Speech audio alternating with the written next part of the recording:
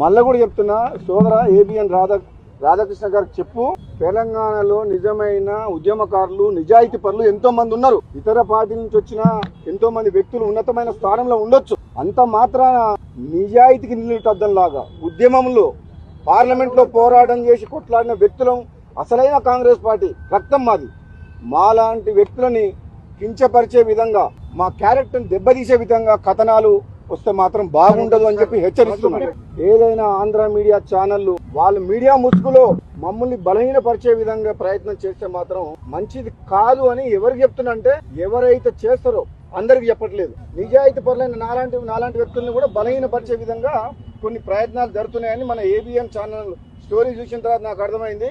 అందుకని చెప్తున్నా, చాలా కేర్ఫుల్ గా ఉండండి. అలాంటి ఛానళ్ళు మనం కావాలంటే 100 ఛానల్ పెట్టగలిగే శక్తి మాకుంది. ఏబిఎన్ కాదు, ఏబిఎన్ లాంటి ఛానళ్ళు, ఆంధ్రజ్యోతి లాంటి పేపర్లు కావాలంటే 100 పెడతాం. మేమేం వాళ్ళ మీద డిపెండెంట్ లేవు. తెలంగాణ కొట్లాడి సాధించుకున్నాం. ఇంకా ఆంధ్ర మీడియా మీద డిపెండ్ అయ్యి తెలంగాణ రాజకీయ నాయకులు ఎవరు పనిచేయట్లేదు. కొంచెం ఒళ్ళు దగ్గర పెట్టుకుని ఉంటే జాగ్రత్తగా ఉంటే మంచిది, లేకపోతే మర్యాద దక్కదు. చూపించడం అనుకో, ఏ ఛానల్ ఉండదు, ఏ పేపర్ ఉండదు.